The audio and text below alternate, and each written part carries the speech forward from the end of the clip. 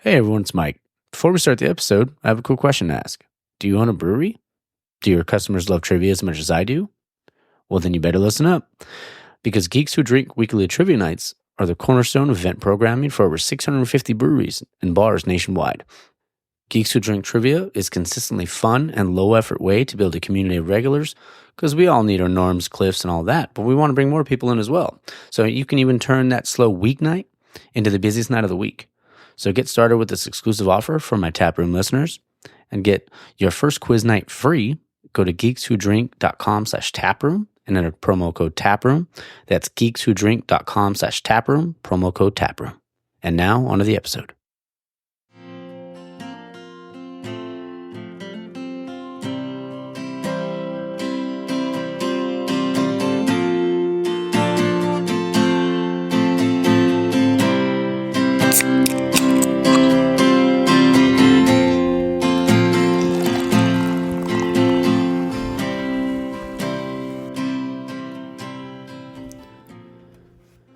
All right, and we're back. This is the Taproom Podcast, and I'm your host, Mike. Oh man, I'm a little tired to say the least. But this is episode 83 with Doug Veliky, also known as the Beer Aficionado on Instagram. And we had a really fun conversation. Honestly, the guy's so knowledgeable when it comes to the industry, and the craft beer industry, and it's crazy. But we had such a fun time talking.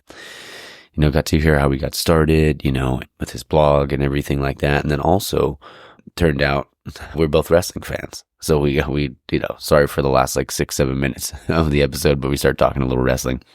But honestly, what a good dude. The marketing director as well over at Revolution Brewing or at Rev Brewing on Instagram in Chicago. So that's the third person I've talked to from Chicago. So, talk to him, talk to Sean Ely, obviously, and then the two sweethearts, Romeo and Juliet. But man, it was a fun episode. So I hope you guys enjoy it. Polls and questions. We did have a couple polls this week and a couple bonus questions. Let me get those pulled up here. Man, I'm exhausted. Let's see. What do we got here? The poll this week was, it was tailgating season. So essentially, what would you rather have? It was between hot links, hot dogs, and brats. First time ever in the poll, a tie. We had 340 votes for hot links, 340 votes for brats. So man, I was honestly not gonna lie, kind of shocked. 230 votes for hot dogs. I was pretty shocked there. I was like, holy crap. So yeah, that was pretty crazy. I would say I do love beer brats, and I love to make get all the seasonings together and, with the beer and stuff like that. So man, as much as I'd want to choose brats, I'd probably go hot links. There's a place in LA called Mama's Chicken. And I think is it Mama's Chicken or Mama's Kitchen? I don't know. Something like that. But they have these hot chicken sausages. And honestly, they're not even really spicy, but they are so freaking good. And they have a decent amount of heat to them. Oh man, damn it. Now I want some of that. But yeah, so that was the first poll. Well, I think that was the only poll we had this week. Oh no, I did do a bonus poll. Whoops. It was tri-tip and pork tenderloin. And yeah, 430 votes. 443 votes for tri-tip and 60 votes for pork tenderloin. Yeah, I actually made both of those yesterday. For Gunner's birthday, we had a good time. Went to Brewery X on Friday. Since a lot of the family came in, my sister surprised us and came down. My cousin Jammin flew in from Arizona. But Brewery X was cool. I hadn't been in a bit. It's only been a few weeks. But yeah, some good ones. They had their 5th anniversary, or I think their 5th anniversary beer. And they also had a Super Slap, which was really good. Let's jump into the questions, and I'll jump into the barbecue. The question this week, or the Geeks Who Drink question of the week, was, where in Germany did the Kolsch originate? The answer, or the question, or the potential answers were Hamburg, Cologne, Munich, or Dortmund, and the answer was Cologne. And let's see, 250 people did have the right answer. So they picked Cologne. Hamburg was 111, Munich was 110, and Dortmund was 44. So, not too bad. Most of the people got it right. Let's see here. Then the bonus question. The pop culture question was, when did the first Harry Potter come out? The answers were 2001, 2000, 2002, or 1999. Let's see, 155 votes for 2001, 44 votes for 2000, 110 votes for 2002, and 111 votes for 1999. So, I mean, more people selected the correct answer than the other one, so that's good. Yeah, what else do I got? Yesterday was the barbecue. We didn't get to watch the Canelo fight, but we did pretty much watching college football all day. Let's see, what did we make? We had the jalapeno poppers, mac and cheese, some potato salad, pork tenderloin, tri-tip. What else was there, man? There was a lot of food. I can't remember. I made some like a queso dip for like nachos. And then we also had these kind of beans that my aunt makes. They're really good. It's like chorizo. There's hot dogs, like chopped up hot dogs in there. There's beans, jalapenos, and some other stuff. They're good. Can't even remember. I almost won a parlay yesterday. I was kind of pissed. Fucking, who did I have in my last game? Was the game that screwed me was Michigan. So I'd hit 3 of the first 4 games, and then Michigan decided to give up 18 points to Arkansas State. So that was fan-fucking-tastic. Let's see what else we got. I think that's about it. Oh, if you want to support the show, you can go to the link in the Instagram, or the Instagram bio at the Taproom Podcast, and there is the TeePublic site for my shirts. The new design is available that my brother Jake did, so definitely go check that out. Yeah, I'm actually going to be buying a few shirts myself, so yeah, I don't get free merch. I still got to pay for it myself too, so. All right, going to Pete'sport next week. Excited about that. But yeah, all right, so hope you guys enjoyed the episode with Doug Veliky. Stay tuned for the outro. All right, guys, we're back in the tap room, and I'm your host, Mike, and I have a very special guest on today. It's the beer aficionado himself, Mr. Doug Veliky. How you doing today, sir? Oh, doing great. Glad to be here. That's good. I'm glad to. Yeah, same. I'm glad we got to do this. Just a little about you. I mean, you're the chief marketing officer, correct, for Revolution Brewing, and you have a great knowledge of this business. So I really wanted to get to sit down and talk with you. Do it. Sweet. I have a beer. What are you having right now? I'm having our Super Zero hop water. Still got a lot to do later today, so There you go. speaking of the hop water, but Nice. And hop waters are trending up, I feel like, big time, right? yeah, it's still very small, so it's got a long way to go, and it's not lighting the world on fire by any means, but people like them. It's the hardest thing is getting people who don't know what they are to try them for the first time. Oh, Once they do, it's pretty easy to convert them. It's just how do you go about doing that? They're not cheap compared to sparkling water. So that's a leap for people to take that I think it's got to be solving some kind of problem for you, like No. situation where you don't have the right kind of beverage, and this kind of does it for you. So I think they'll be around for a long time, but I think it'll be a slow climb for them. Oh, for sure. Yeah, I think a buddy of mine sent you the Hazard top water not that long ago. Yeah, I had one of those. They have a bunch of different flavors, right? Mm-hmm. Yeah, I think they have like Citra, just the basic, and I can't remember some of the other ones that they had, but they were pretty good. I think they did like a lime one as well. Yeah, very cool. Cheers. Cheers to you. Can you tell us about how you got started, like your craft beer journey? Yeah. There's just like kind of all these different milestones at different points in my life that always made me reach for more flavorful beer. My dad wasn't a big beer drinker, but he'd always have some beer around the house for when like my uncles would come over, and he'd always buy like the Sam Seasonals or the local breweries in Pittsburgh where I grew up. And so he'd buy from them instead of, the big guys. And so I was just kind of always around the beer that made you kind of say, oh, what is that? And when I went to college, kind of was on a dorm room floor with a bunch of guys that we would do something called International Beer Night, where we'd have someone go to the store for us and get like 6 different 6-packs, and then we'd each trade one, and they'd each be from a different country. Oh, that's awesome. Talking about like Corona and Heineken, and this was the year 2000, so there wasn't too many choices, but you could get like Killian's Irish Red, and then you just drink beers that way. And we would always just rather drink a little bit less, but a little bit more flavor. I went to school in Richmond, Virginia. I moved to DC and lived there for a few years, and I should say Arlington, Virginia, just outside DC. And I happened to live right next door, just by chance, to this crazy kind of hole in the wall beer bar that's no longer there. It was called Dr. Dremo's.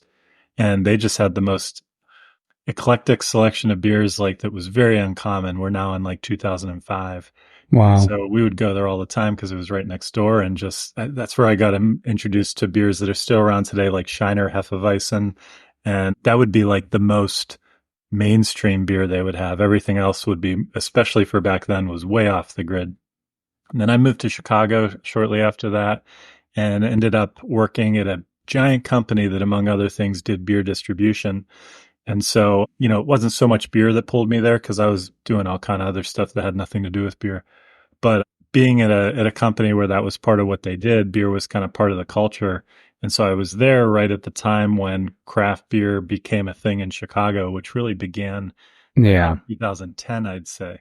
And so it became more and more part of the company's strategy. It became something that would spring up in the office more often. And then so I just got the bug. And anytime a new brewery would open in Chicago, I'd be kind of there on the first day and checking them out. And it just kind of made me want to work in beer. And then I kind of just went all in. Just like tried to learn everything I could about it so that I could speak to the industry better for when I'd someday eventually hopefully get a shot at a job, working in beer full time. So I just kind of became a super enthusiast, but always kind of had was trying to figure out the business side of everything I was enjoying as well, and just trying to figure out how it worked. That's so awesome. I mean, I've always find those like the journeys fascinating because like everybody's journey is different. And, everybody like you wanting to be in the beer industry, how it all played out for you. I mean, that's just really, it's cool to hear because I mean, it's just anybody, if they have a passion for something, they can find their way into that business. Absolutely. That passion is what can get you over the hump too. Oh, for sure. And so Revolution, when did you start there? Revolution was 2016. So I've been here 8 years now. There was probably 3 years before that where I really wanted to work in beer and just kept kind of striking out. Any chance I'd get, I'd come close and think I finally had it, and then it wouldn't work out. So during that time, that's where I started making beer content. I was tired of just trying to convince people that I was into beer. Everybody, tons of people say they're into beer, but then there's different levels of what that actually means in terms of what you actually know and can speak to and could add value to in terms of an actual job in beer. So I always wanted to have this other thing besides my boring paper resume that I can point to show just how much I know about beer, how into beer I am. So the kind of random thing I did at the time, it's more common now, is 2013, as I started an Instagram account. Yeah. Started trying to challenge myself to post something about beer every day. That didn't necessarily mean drink a beer every day or review a beer every day, but just like figure out something to share as a piece of content. And so I've been doing that now for 11 or so years. Wow. And it eventually, started becoming successful, developed a following. So I added in 2016, I added a beer blog where I could actually write long form, more deeper dives. And that's what led to someone at Revolution reading my beer blog. I think I was only 7 posts into it. It was nothing crazy. And then someone read one that mentioned Revolution and kind of liked the way I was thinking about them and just the industry in general. And they happened to have a job in coming up to run finance for them, because at the time I was in finance and accounting. Wow. The guy recommended I apply for a job, and I did. And that's how I got here. That's so cool. I mean, that's what one thing I love about the community. I mean, they're everybody's everybody's always so willing to help one another, but then there's also stuff like that where, people get into something that you're doing. And I've got as soon as I started seeing your content, especially when you talk about trends and stuff like that, that's one of the things I wanted to ask you about too, is what's it been like having to kind of run building your following to kind of keep maintaining that, but then also doing your full-time job too. It's hard. And the way I do it and the way I survive trying to do both of these, because making content it can be time consuming. I try to find little shortcuts and ways to not have it take over all of your free time. I've got little kids and everything. So a lot of what I make content for is stuff that I'm already thinking about at my full-time job. So if you see me make a video on something, there's a good chance it's because it was on my mind during the workday and as part of my job. And then when I got home, it was so much easier to make a video on this because I was already, noodling on this for something business related. That's not true all the time. Of course, sometimes just something crosses the news that I think is fascinating, has nothing to do with my job, but it has to do with the industry. People have started to enjoy when I just react to the news and give them takeaways. This just happened. And because of that, an interesting thing to think about is X, Y, and Z that might come as a result of this, like that kind of stuff. People love that, especially if you can do it timely, like the night that the news broke. Oh, for sure. Or something like that. People are hungry for action while it's kind of like the hot topic of the week. So I have fun doing that and all kind of different shticks on there. That's cool. And one of the ones that like really like was making me think, because I don't think I've seen it as much out here, so I wanted to ask you if you're seeing it more out there, was I want to say it was like towards the beginning of the year you were talking about like that potential like trending from like the 16-ounce cans to the 12-ounce cans. Have you seen that more in Chicago? Yeah, definitely. 16-ounce cans are very economical for smaller breweries. So for some of them, they need that kind of difference of only having to buy 3 cans. 3 cans, what am I talking about? Only having to buy 4 cans. And a little bit of margin difference there. There's a little bit of extra money they make by selling the 4-pack of 16-ounce cans. So for certain scale breweries, the 6-pack of 12-ounce cans isn't as realistic, but anybody can do it. And most people's canning line, you can adjust the height and really do either. But yeah, I mean, there's different ways to look at it. When you sell a case of beer, if you're selling a 6-pack of 12-ounce cans, you only need 4 buys to do that case. But with 4-packs, you need 6 people to come along and want your beer. So with the smaller cans, you're also moving through a case faster. You make more money on the other ones, but it takes 50% longer in terms of how many people come grab one to do it. So it's just 2 different ways to look at things. I'm a big fan of the 12-ounce can. I think that's just what people much more so, especially a broader consumer, which part of that is because Revolution Brewing, we're the biggest brewery in Illinois. So we go after a kind of wider, in certain aspects, more casual beer consumer. So a lot of people, that's what they want in their fridge. Whereas, of course, if you're at like a ball game and you're waiting in line, spending a lot for beer, that's absolutely where you want that bigger can. Even if you're at some kind of a bar watching a football game and they're doing cans, you want the bigger can. The 12-ounce, for some reason, it feels small when you're out, but it feels huge when you're at home. Yeah. You're like, I don't really need this extra 4 ounces. I mean, it's so funny because it's just 4 ounces. It's not a big deal, but it's all the economics and all the logistics behind the differences between the two. It's just this wild, I don't even know what to call it, wild game that we play of needing the right size for every occasion, every situation. No, for sure. I saw, I think it was this morning, you posted like the glitter beer thing going on. So I haven't seen that out here. So has it been happening? I have not. I mean, there was a hot minute. I don't know when it was. It was like 2019, roughly, give or take a year, when that became a thing. And that's where it was all about, like, I don't know, appearance. Just like when you order, if you spend a lot of money on a cocktail, you want a little garnish on it. You want it to look nice. 'Cause it's like, man, if I'm at a nice, hotel bar or something like this, and this thing was like $18, I'd like it to not be in a plastic cup and not look like crap. You want things. I think there was this methodology of let's make in a harmless way, let's make the presentation of this beer just extra fun, outrageous, and something people would take a picture of and share it. And then that gets more eyeballs. All their friends are seeing it and they're like, oh, I got to try that. Yeah. But then, of course, you've got the beer purists who are like, of course, yeah. How dare you mess with beer? That's fine. And they'll come up with everything they can. And I tend to like to be in the middle of these things and be like, well, I understand why someone would not like it, but I also understand why someone could think, oh, that's fun.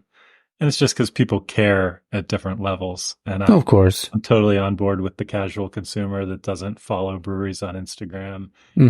They shouldn't have to. But and there's the people who are just really into it and want to know what's going on a day-to-day basis. So they follow 50 different breweries on their social media feeds. And then there's people in between that just follow their couple favorites and don't need to follow every brewery in their city. just want to follow their few favorites, and that's it. And so it's always a spectrum.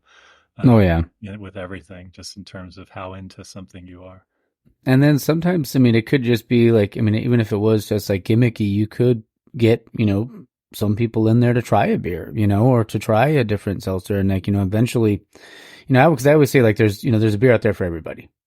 And, it's about finding your beer and, the one that you like or your seltzer. But yeah, you get in there and you try one, and then maybe you try another, and you kind of build that trust with that brewery. And then that makes you want to expand out and build the business. Have you seen any other types of trends that you feel like that are kind of moving, or that are kind of moving the kind of craft beer industry? It depends if you're asking for something a craft brewery would do versus Mm-hmm. actually being a beer. Mm-hmm. Like the big hot topic right now is THC drinks Mm-hmm. that have Delta 9 in them, which is a very gray area of the law, that a bunch of breweries are starting to make them. And from what I hear, especially maybe depending on the market, doing quite well. This kind of really first broke wide open in Minnesota. Oh, wow. Probably close to 2 years ago now.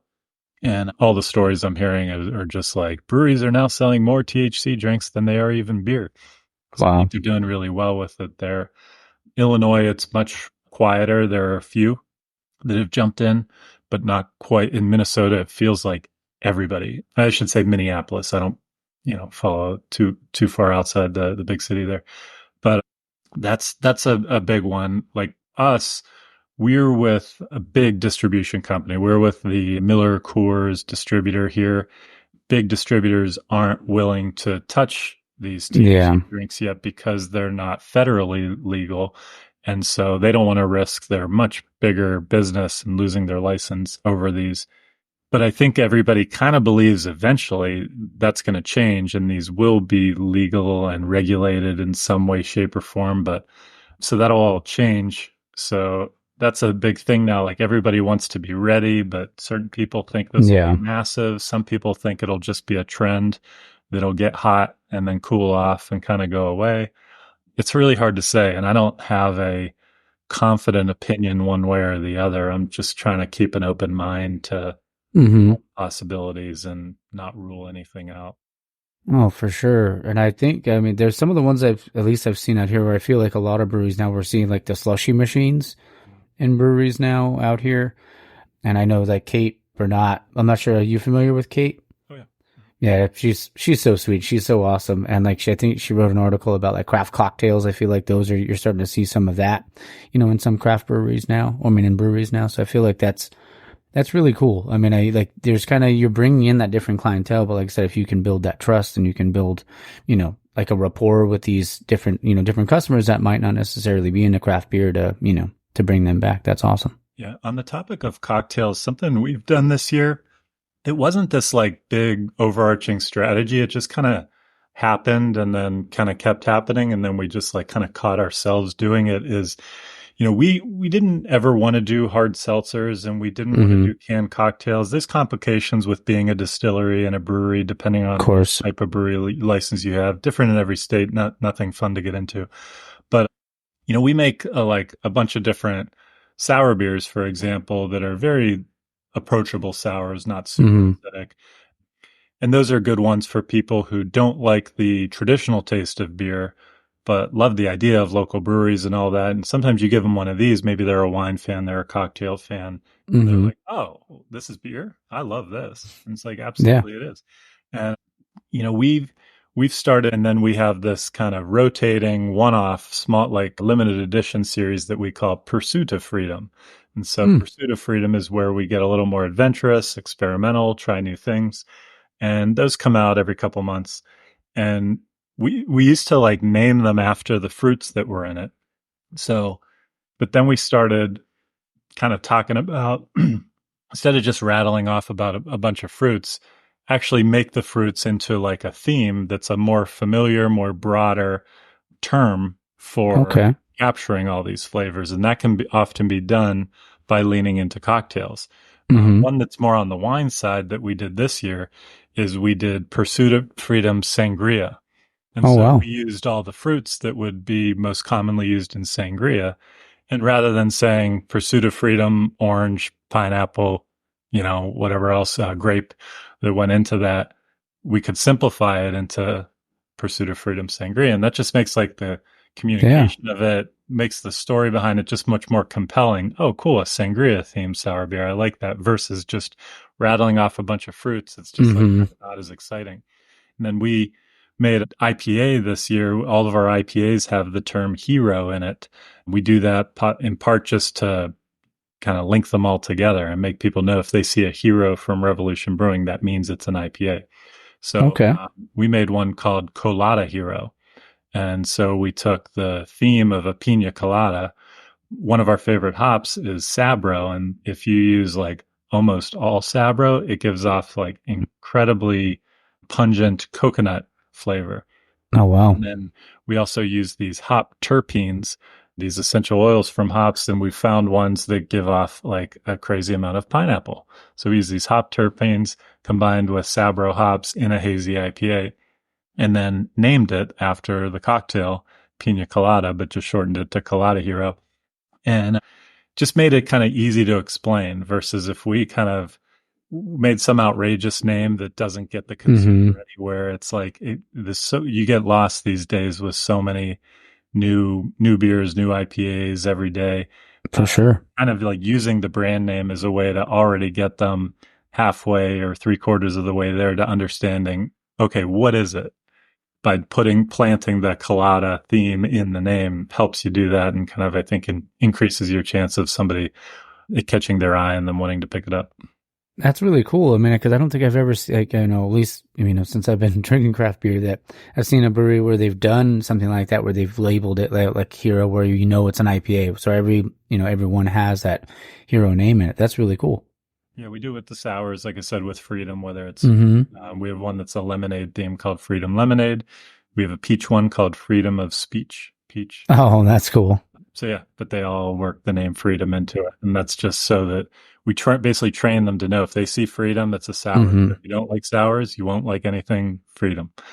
Same with Hero. If you like IPAs and like our IPAs, anytime you see Hero, it's an IPA. Awesome. That's cool. And like speaking of different styles, like what are the kind of your favorite styles to drink? I'm very much a pale ale is my favorite. I like low ABV, but as much flavor as I can get packed into low ABV. West Coast IPAs, and then I'd say dark lagers, like lagers in the fall and winter, starting at Oktoberfest, and then Czech dark lagers, Schwarzbiers. Those three are by far my favorite. I mean, I of course love all lagers. I'm really dabble in just about any style, but these days I'm 42 now. The big ABV ones, they hit me hard. So sample all of ours, but I can rarely drink a 12-ounce can because it's a little too much for me. Oh, yeah, no, I feel you. Like, I mean, so every once in a while I'll do like a double, but like there's some places where they have like the triples and stuff like that and the quads. I'm like, man, that sounds a little too rich for my blood. Yeah. Maybe it goes next door to my house and I could. Yeah, there you go. Yeah, right. Today I'm drinking a West Coast Pilsner. This one's from Far Field. They brewed it with Simcoe and Mosaic. It's only 5.8, so not too bad. And I'm on vacation, so I can drink even though it's 11 o'clock in the morning. Oh, man, I wanted to ask you as well. Did you ever get into obviously like being into obviously drinking the beers with your friends or with your friends in college? Did you ever get into brewing or home brewing or anything like that? I've never brewed a beer in my life. Same. I've always liked exploring the storytelling behind it. And when other home brewers give me their home brew, I'm always happy to try it. But I really want to drink the pros. The pros make, and I just never knew how I was going to get rid of it all. If I make a 5-gallon batch of beer, I'm going to have it, and I'm going to be everything I was doing was so much more exploring the world of beer than it was me being interested in I was never too interested in the science behind it. It's really cool to people that are. It just wasn't what I was into, and so for me, it was just like learning this industry, learning what's going on, and that's through trying other people's beer more so than trying to perfect my own. So, yeah, I didn't want to have to be pawning off blank brown bottles on all my neighbors, and just never kind of went down that route. I think it's an awesome hobby. I'm glad it's kind of alive and well. It just wasn't for me. Oh, for sure. No, I mean, I've helped a buddy brew once, but it was like he's like such a pro, and even though at the homebrew level, like all I did was pour the stuff in, and mash it and stuff like that. I didn't do anything crazy. But yeah, I've never thought like, oh man, because I'm like you in that sense where I love to hear the stories behind everything. Like I love the story behind this brewer, that brewer, and like I said, everybody's destination's the same when it comes to brewing, but the journey's different. So hearing those different stories is what really gets me all jacked. But obviously, and then drinking the beer as well. So, yeah, another thing, because I was up to ask, and I've talked to a few people from Chicago, but like just curious about like the craft beer scene out there. And I know it's big. There's quite a few out there. I know like Goose Island, and even though they kind of did their thing, but I know they opened up a new location somewhere out there recently. Are there some like other craft breweries out there that you would recommend to try if someone was going out there? Yeah, and on the topic of Goose Island, it's just fascinating how so much of our scene has a lineage to Goose Island. Mm-hmm. Man, I moved here in '06, and pretty shortly after that, I lived 2 blocks away from their brew pub. So it's just a lot of people that got their beer education there. They even had a program called the MBA, Masters in Beer. I forget what it stood for. Sorry. But anyway, you'd get this card for having done a certain amount of achievements to master the understanding of all the different styles and flavors of beer. That's so cool. So many of the breweries that have started in Chicago are people that started working there. Wow. Both our owner and our brewmaster. Our owner, who founded Revolution, was the brew pub head brewer for a while. Wow. Our brewmaster was a brewer at the production facility there. He then went on to Three Floyds, Firestone Walker, before helping start up Revolution with our founder, Josh. And there's like a story behind that with so many of our breweries that kind of started off and cut their teeth there. Mm-hmm. Because, that started in 92, I think, or wow. But whenever their prime was of kind of being one of the only shows in town, they were of course doing English styles, classics, all classic styles, and really kept up with that well through the first decade of the 2000s before IPA went crazy. And just because of that, there's just this lineage to them. There is this like pride here to That's awesome. keep classics alive. So while we of course have breweries that focus on modern contemporary styles, I'd say we have more than a lot of markets, a lot of breweries who focus on the classics and don't go overly contemporary like so many do. And there's nothing wrong with one or the other, but I'd say like a very proud city, proud brewing scene who keeps the past very much, front of mind, top of mind, and keeps a lot of styles that aren't the best sellers, but finds ways to keep them alive and keep them on draft so that people aren't only drinking what's new and they're keeping the flame going. So that's one of my favorite things about our scene, but it's hard to, I will give you some names, but it's hard to know where to stop because everybody that's like made it to this point is doing really well. Yeah. There's been a lot of challenges with so many breweries. So anybody still out there humming right now is probably making really good beer. I think you always have to start, of course, not talking about, I'm a homer for where I work, but so to not talk about Revolution, you got to start with Half Acre, really strong at clean IPAs, West Coast style IPAs is what I think they do best. They of course, like almost every brewery in Chicago has a barrel program now, with Goose Island starting Bourbon County and also just 40 minutes away, Three Floyds, and the story behind Dark Lord and everything they did for stout and barrel aged stout. Like that's kind of our style for the winter time here. So almost everybody has a barrel program and is at least making some of those dark barrel aged beers for the fall and winter. And you got Half Acre right next door to them, almost sharing a wall, is a brewery called Spiteful. It's wow. A lot smaller, and I really like them. And they do a lot of, again, the clear IPAs, a lot of lagers coming out of there too, a lot of classics. In my neighborhood, you've got Dovetail, Hop Butcher, We had Metropolitan. They unfortunately closed. You've got Off Color making like saisons and Wow. funky beers. They're great. And man, I could just like fly a drone around Chicago. No. To say, Yeah. we've got like a good bit of lager only breweries. I mentioned Dovetail. There's another one called Goldfinger out Nice. in a suburb called Downers Grove. They're doing awesome stuff. There's Roaring Table and Art History. They're a good hour outside the city in Geneva and Lake Zurich, respectively.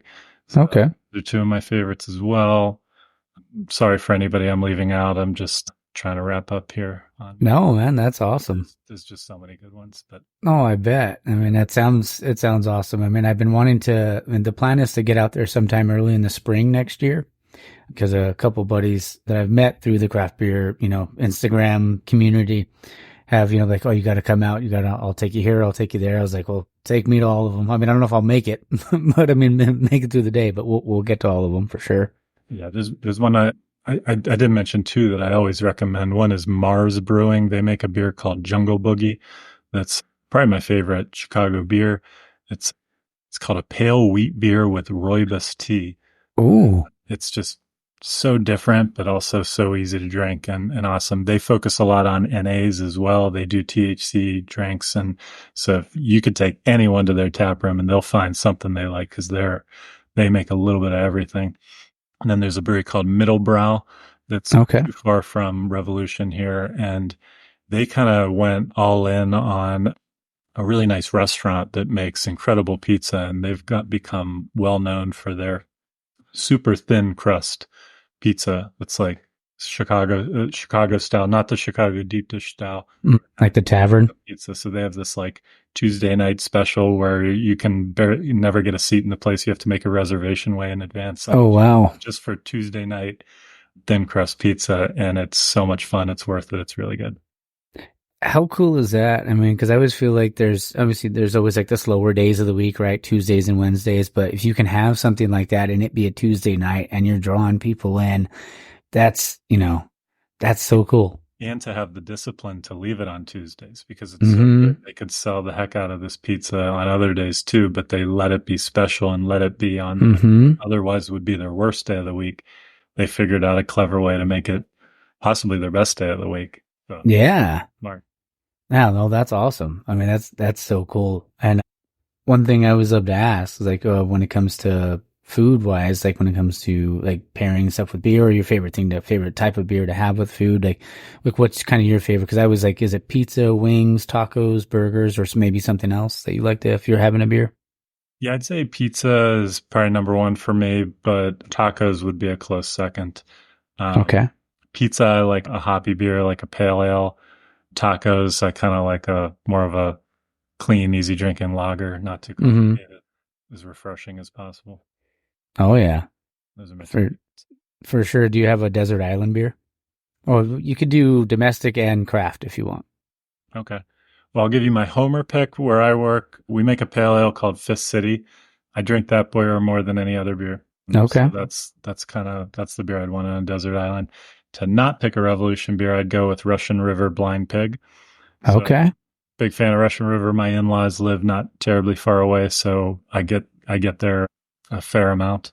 And so I've always had a love for everything they do. And I told you I like, most people would say Pliny the Elder, but I like a little lower ABV, and Blind Pig packs plenty of a punch for me. So I always side with Blind Pig. That's awesome. That's cool. I wanted to ask you too, because I have just a couple more questions. I don't want to keep you too long.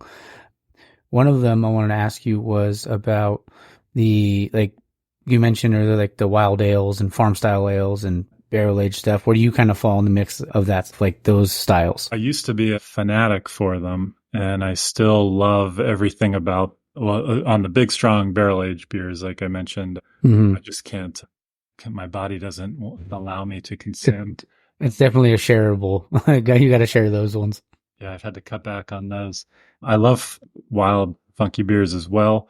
I don't like when they're overly acidic. It becomes more of a sipper. I don't really want a beer like that to be a sipper. I want it to be more balanced and something I can enjoy pints of. I think Russian River is an example of someone who does a really nice job of that.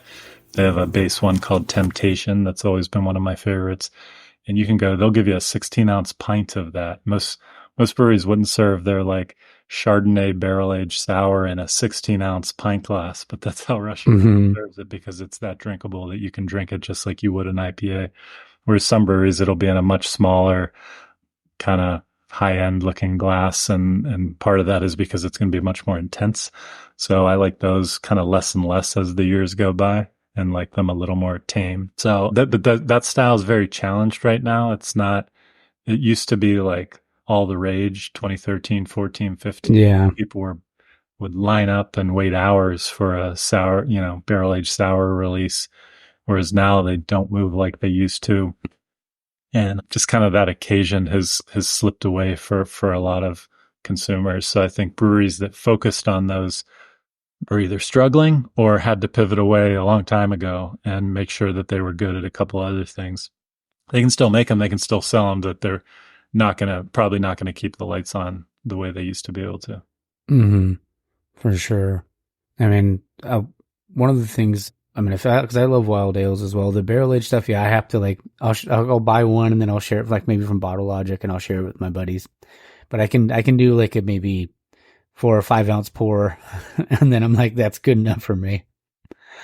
Yeah, some of this is just having kids, and yeah, my kids wake me up at 6 a.m. So mm-hmm. I could be at a neighbor's house at 11, and they could crack a barrel aged stout, and it's not that I can't drink it. It's that I know that I'm about to wake up to, a pillow on my face from a 5-year-old, and I understand. Yeah. At 11 p.m. and be like, I'm gonna stick to this lager here. Yeah, there you go. Yeah, that's my dog. She'll wake me up. She knows when it's time. Like, even when I'm hungover, she's like, it's time to take me out to go to the bathroom, right? So she will come and look at me and make her noises or whatever. And she'll be like, yeah, I'm like, all right, it's time for her to go to the bathroom. So I got to walk her out so she knows at least. But another thing I wanted to ask you was, this was a while back. It was around WrestleMania, and I saw that you had posted the thing. You were drinking a beer, and you had your title, and it was like the Drew McIntyre thing. So I was just curious if you're a wrestling fan too. I'm a big wrestling fan. I even organized. We had a wrestling show here at Revolution. Oh, that's that's awesome. Mustafa Ali headlined. Oh, dang! We had like some big names too. So we sold out in less than 20 minutes. And the breweries, we made it into a real show, legit show with curtains, with not pyro. Oh, I love it. Lights, like all the lights going off different ways for different wrestlers' entrances. It's all on YouTube. You can actually watch it. Oh yeah, I'm going to today.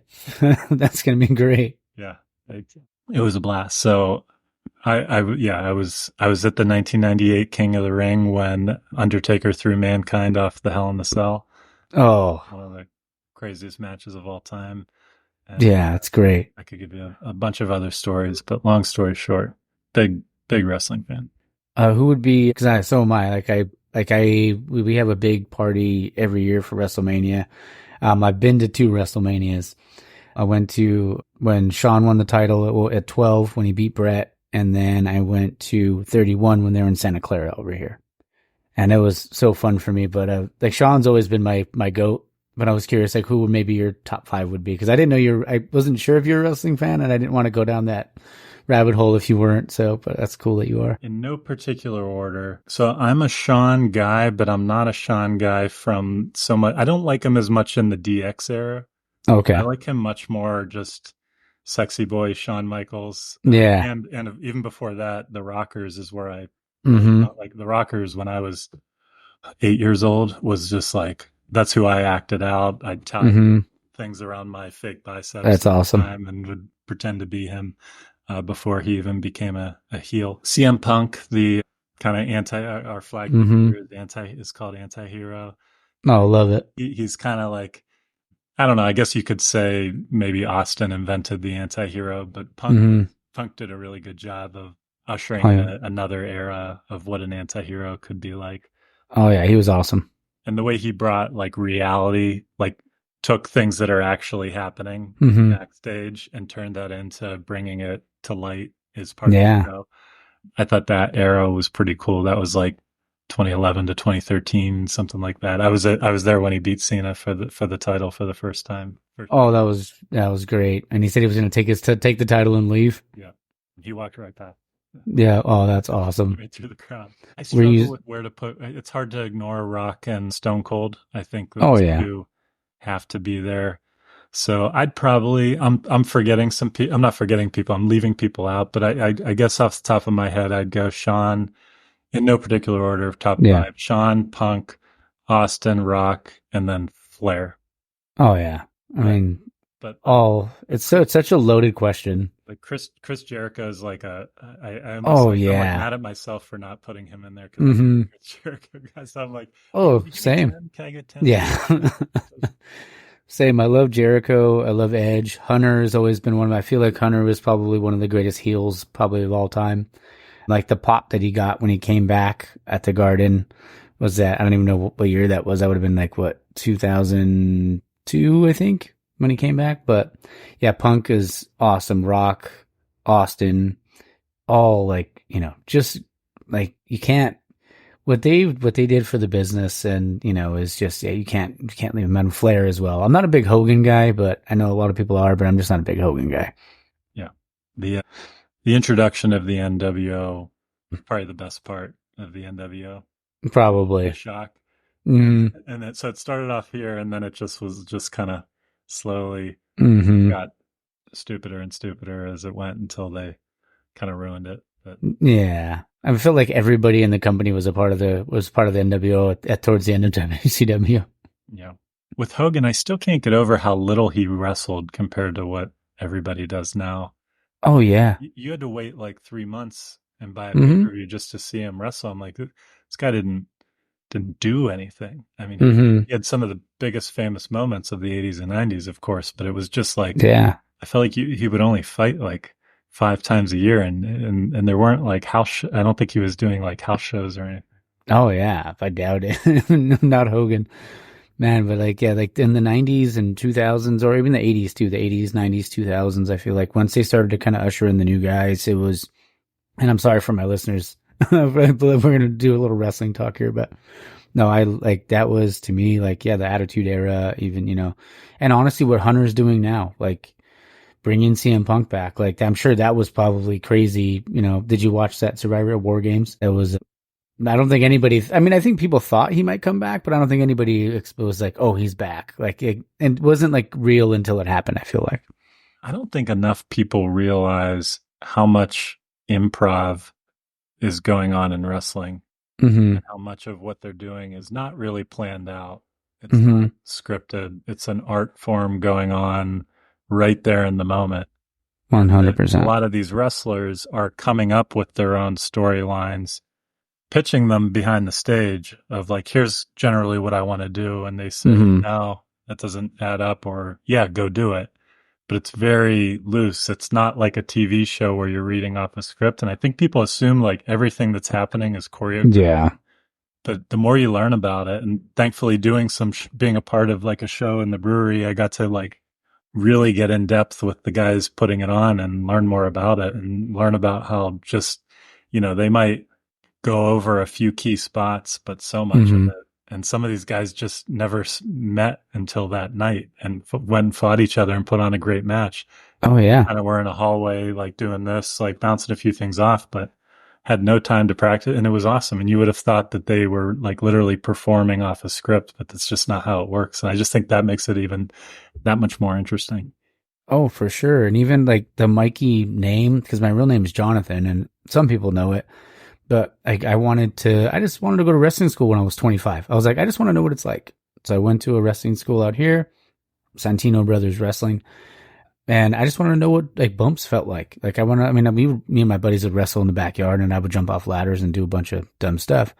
But I just want to know what that felt like. So I went and took bumps and they said, all right, well, you need a name. So I was like, well, I'm going to be John Michaels. And then it got shortened to Michaels and then Mikey and Mike after that. So, but yeah, I love the business. And I even earlier today, I was watching the Chris Jericho documentary and you talked about Jericho. I think it's Breaking the Code. I think it's called, but It's just, I can rewatch those things over and over again because of their stories. If you put me on the spot and said, what was your favorite moment? This is like a semi-obscure, of all the great actual moments, this is a weird one to pick, but it was his first entrance in the WWE when he first showed up and interrupted The Rock. One of the best. That's like, it might be number one on my list. I could rewatch that over and over again and never get tired. Yeah, like what a debut that was. Like the Millennium Clock, all that stuff. That was so cool. Yeah, so awesome. And I'm gonna have to have you back on again just so we can talk. We can talk wrestling. Maybe we could do something before War Games, and we can pick who we think is gonna win, like each match. This out and just make it its own post if you want. Oh yeah, for sure. Oh man, but I know you. I don't want to keep anybody on a few more minutes. I wanted to. There's two last things. One of the things you had I saw on your Instagram you have the Lurie children. I was if you could tell the listeners about that.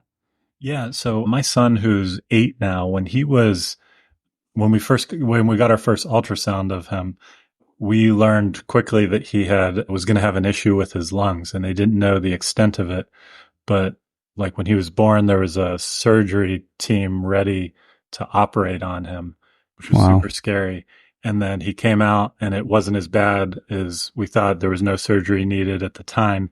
But we learned quickly that as soon as he got past the age of 6 months and was strong enough to have it, he needed to have part of his lungs removed.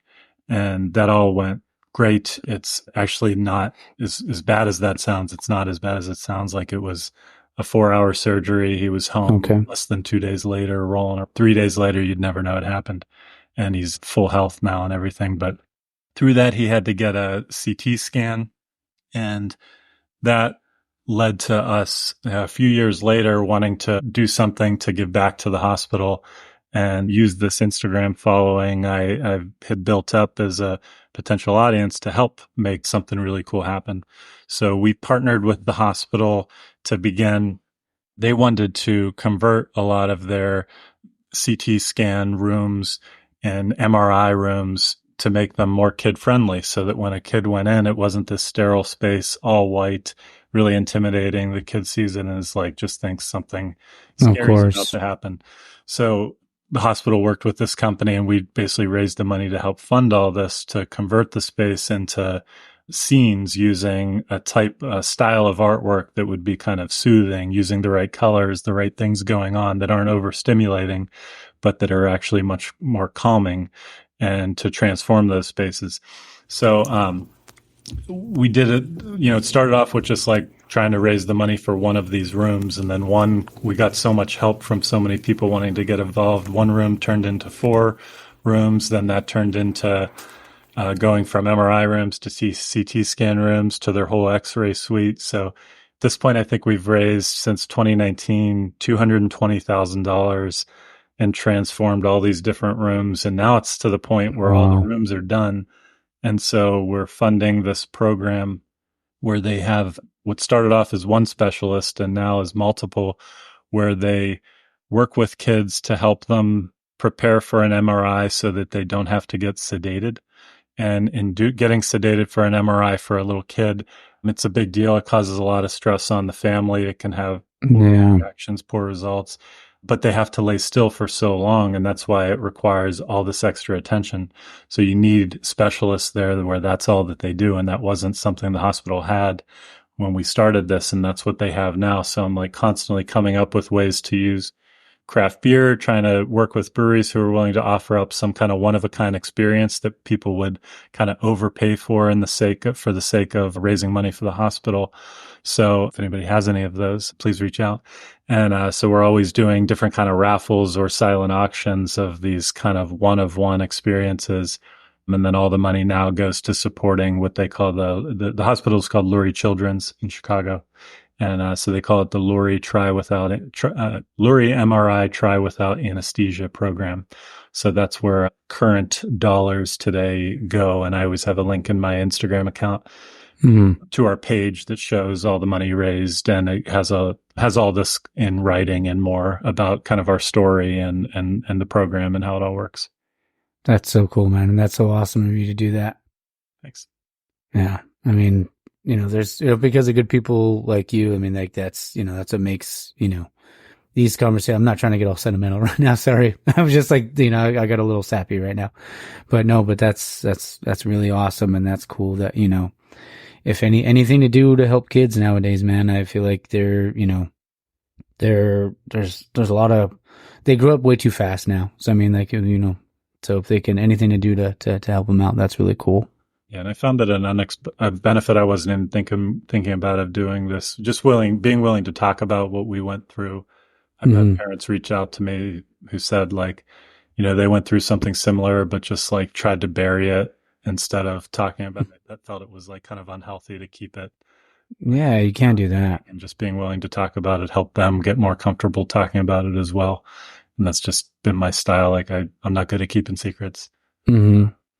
I like to talk about it out in the open, and by doing so, you never know who you might be helping get there themselves. Exactly. And it's almost just like, instead of holding that in, just being okay with saying you're not okay. I mean, even just doing that sometimes isn't easy. Yeah. So last thing I wanted to ask you before we wrap up is if you could tell the story about Recon Brewing, because I saw your post the other day and I thought that was so cool. And that's one of the things I love about this community. If you could tell that story. Oh, sure. So I'm back in Pittsburgh visiting my family, and just let me set this up by saying this is like one of the, what I'd call is like one of the little things that go a long way. This isn't this big, surprise ending kind of story or anything like that. But I was visiting my parents in Pittsburgh, reached out to a buddy of mine who I hadn't seen in a couple of years. And it's just one of those friends that as soon as you start talking, you lose track of time, and time just flies, and you're like, oh my gosh, where did our night go? We still have barely scratched the surface on everything we'd want to talk about. So just one of those friends. So I said, where do you want to meet? And he said, how about this Recon Brewing? It's not too far from your parents. They have locations in different parts of the city. How about that? And I said, great.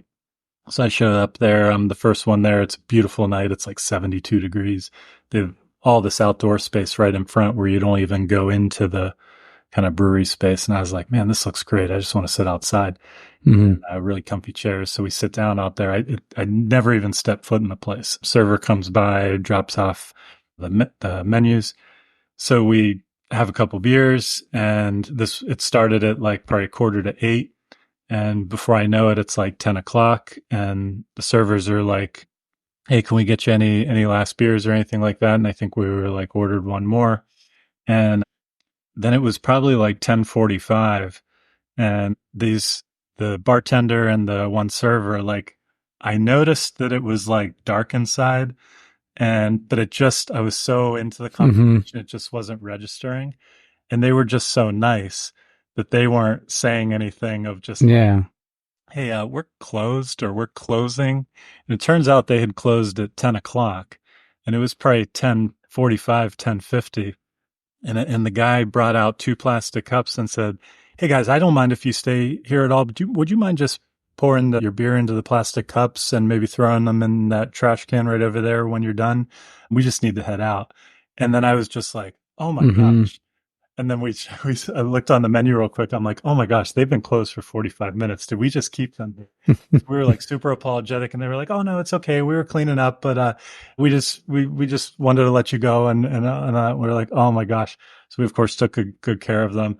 I just thought that was really nice. Like some places would like kick you out of there, be mean, and they had every right to do that. And we weren't like in any way trying to tell them, no, you need to stay where we just like we were just so ingrained in the conversation. I had no idea they were even closed because we weren't inside, and you just couldn't see really well into the space. Yeah, I did a video on that on Instagram, just kind of share how like a little thing like that is going to make me like automatically go back there every time I go visit my parents now.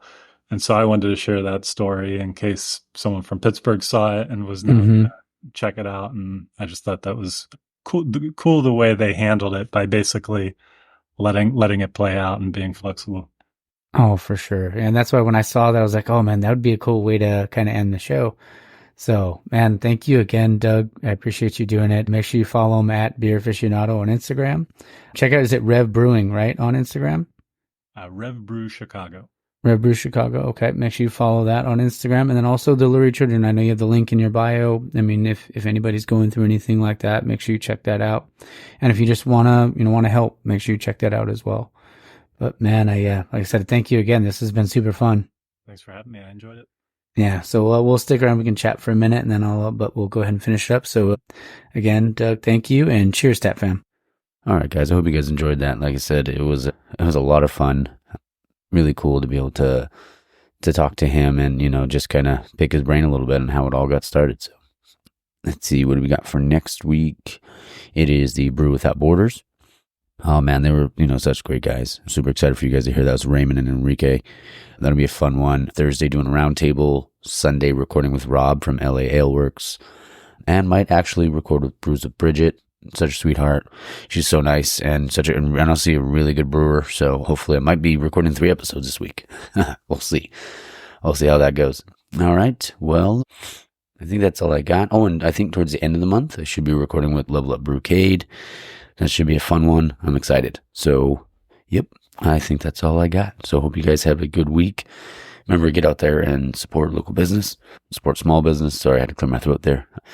And remember, go support your local brewery, drink local, support local, drink local, all that good stuff. I'm going to go get some tacos right now because I'm hungry. And it's NFL Sunday. Who knows what's going to happen with my Packers or Jordan Love. But, is what it is. All right. So, yeah. Remember, support local, drink local, find your beer. Cheers, Tap Fam. And if you're betting on NFL today, take the over, baby. Twinkle, twinkle.